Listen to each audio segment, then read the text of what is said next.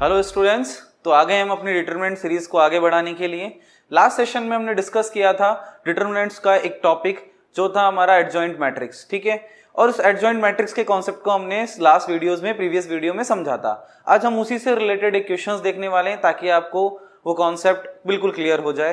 तो देखो, हमारा जो क्वेश्चन है वो है कि वेरीफाई करना है हमें कि A dot adjoint of A is equals to adjoint of A dot A equals to determinant of A I होता है। अच्छा, हमें ध्यान होगा जब हमने डिस्कशन किया था तो उस एडजॉइंट मैट्रिक्स की प्रॉपर्टीज में फर्स्ट प्रॉपर्टी ही मेंशन की थी। तो ये देखो, वेरीफाई भी करना है हमें इसको। अब अगर ये वेरीफाई करना है तो पहले सीधी सी बात है, हमें एडजॉइंट ऑफ ए की वैल्यू चाहिए होगी, साथ में डिटरमिनेंट ऑफ ए भी चाहिए होगा। तो हम सब वैल्यू कैलकुलेट करते हैं। तो आते हैं देखो इसके सॉल्यूशन पे। सबसे पहले हम डिटरमिनेंट ऑफ ए कैलकुलेट कर लेते हैं। तो डिटरमिनेंट ऑफ ए कैलकुलेट करते हैं। ये देखो मैट्रिक्स था, इसको हमने डिटरमिनेंट फॉर्म में लिखा। एक्सपेंड करना है इसको। हम पढ़ चुके हैं ऑलरेडी एक्सपेंड में कि हम किसी भी पर्टिकुलर रो या कॉलम के रेस्पेक्ट में एक्सपेंड कर सकते हैं।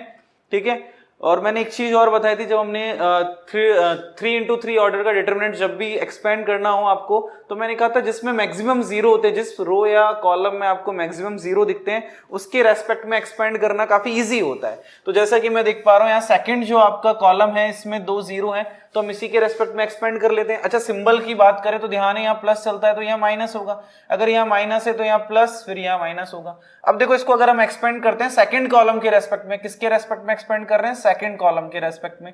अगर मैं सेकंड कॉलम के रेस्पेक्ट में एक्सपेंड करूंगा तो पहले स्टार्टिंग -1 से होगी।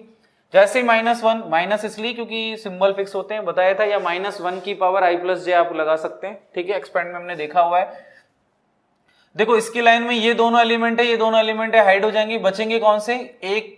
3 1 2 3, ये दोनों बचेंगे। तो इसका इससे मल्टीप्लाई है तो 3 3 9 माइनस 1 इंटू 2 करेंगे तो 2। ठीक है, अब देखो बाकी में 0 और 0 के रेस्पेक्ट में अगर एक्सपेंड करूंगा तो मुझे पता आंसर 0 आने वाला है, तो इसलिए मैंने सिंप्लीफाई करना कितना इजी हो गया, डायरेक्टली हमने 0 लिख दिया है। तो यहां हमें क्या मिलेगा? -1 इंटू 7, तो यानी -7 which is not equal to 0।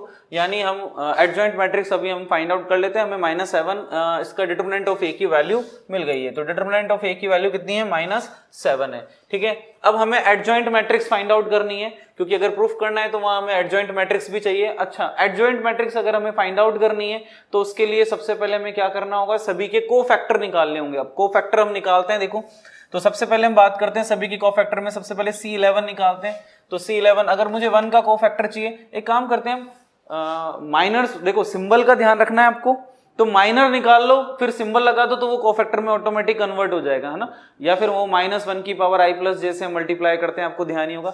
पर अब देखो थोड़ा शॉर्ट करते हैं क्योंकि क्वेश्चन बहुत लेंथी हो जाने वाला है, तो हम डायरेक्टली सिंप्लीफाई करते हैं, सिंबल बाद सीधा यूज कर लेंगे। ओके, तो पहले में प्लस चलता है तो आप प्लस लगा दो। अब एक्सपेंड कर देते हैं, कोई दिक्कत ही नहीं है। देखो 1 का कोफैक्टर चाहिए तो ये लाइन और ये लाइन उड़ जाएगी, तो 0 इंटू 3 0, 0 माइनस 2 इंटू 0, तो ओनली 0 आ जाएगा।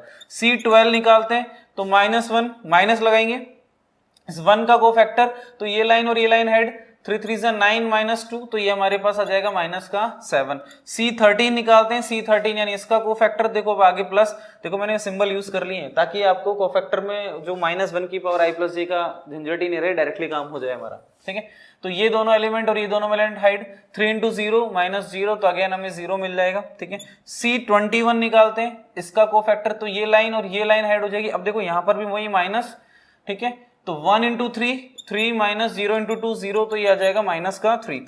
C22 कैलकुलेट करेंगे, इसके लिए प्लस सिंबल चलता है, तो ये लाइन और ये पूरे प्लस बन जाएगा। देखो हाइड करेंगे तो 1 इंटू 3 माइनस 1 इंटू 2 2, तो ओनली कितना आ जाएगा? 1 आ जाएगा। C23 कैलकुलेट करते हैं, तो C23 जैसे हम कैलकुलेट करेंगे, देखो माइनस प्लस फिर माइनस आएगा यहाँ पे। ओके, तो ये लाइन और ये लाइन पूरी हाइड हो जाएगी। बचेंगे हमारे पास कौन से?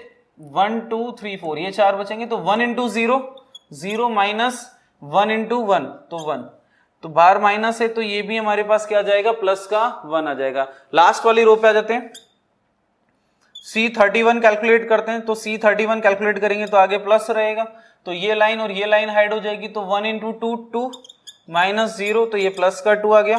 C32 कैलकुलेट करेंगे, आगे माइनस यूज होगा। ठीक है, तो ये लाइन पूरी और ये लाइन पूरी हाइड हो जाएगी। ठीक है, बचेंगे ये 4, तो 1 इंटू 2 2 माइनस 3 इंटू 2 6, तो 2 माइनस 6 माइनस का 4, आगे माइनस है तो ये किसका 4 हो जाएगा? प्लस का 4 हो जाएगा। एंड देन आते हैं C33 पे, तो C33 पे आएंगे C33 तो प्लस यूज कर लेंगे, लास्ट एलिमेंट रह गया, तो 1 इंटू 0 0 माइनस 3 इंटू 1 3, तो ये -3 आ गया। ओके, तो ये हमने सभी के क्या निकाल लिए, कोफैक्टर फाइंड आउट कर लिए। अब कोफैक्टर फाइंड आउट करने के बाद हमारा क्या काम रहता है, एडजॉइंट मैट्रिक्स निकालने का। तो हमने फॉर्मूला पढ़ा है adjoint of A is equals to क्या होता है, सभी के कोफैक्टर यूज करने, यानी C11 C12 C13 C21 C22 C23 C31 C32 C33 और इसका ट्रांसपोज। ठीक है, चलो ट्रांसपोज करते हैं इसका। जैसे वैल्यू पुट कर लेते हैं पहले, तो फिर ट्रांसपोज कर देंगे। तो वैल्यूज आई थी हमारे पास, यहां से स्टार्ट हो गई थी 0 -7 0, ठीक है, -3 1 1 एंड 2 4 -3।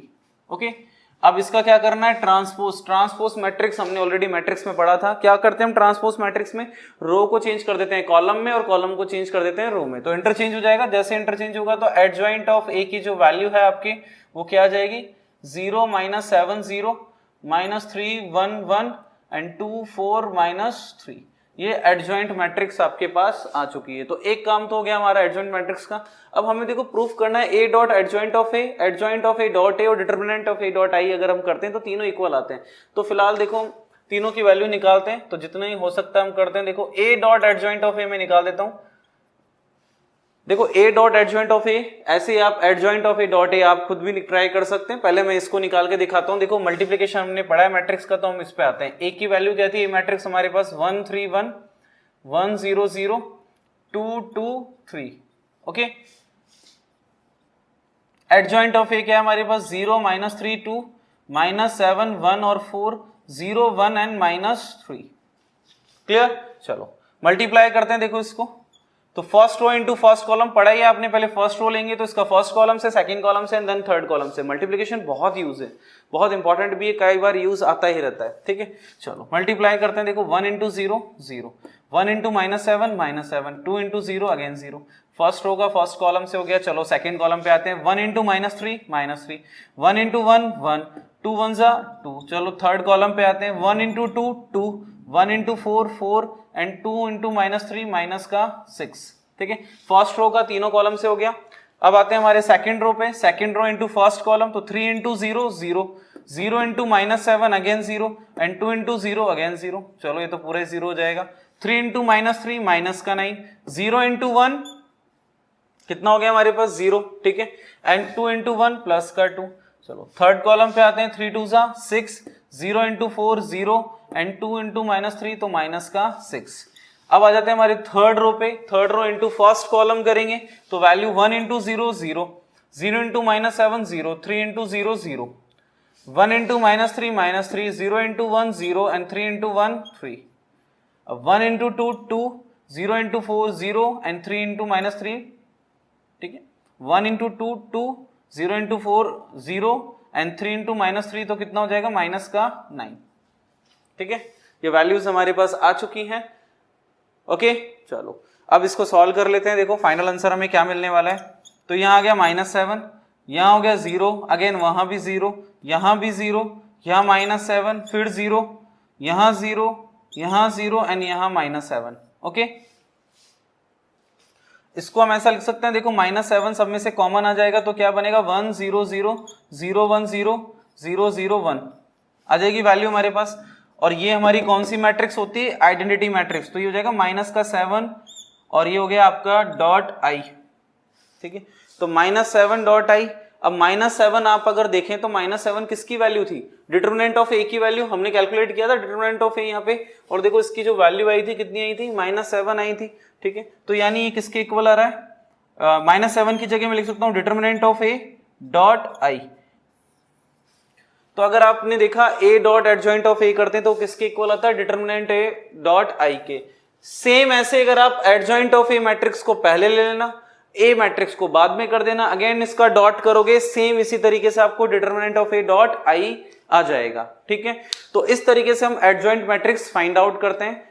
ठीक है, तो आई होप आपको ये समझ में आ गया होगा अच्छे से, और एडजॉइंट मैट्रिक्स का जो कॉन्सेप्ट है क्लियर हो गया होगा। तो मिलते हैं अब नेक्स्ट वीडियो में नेक्स्ट टॉपिक के साथ। Thank you, bye, take care.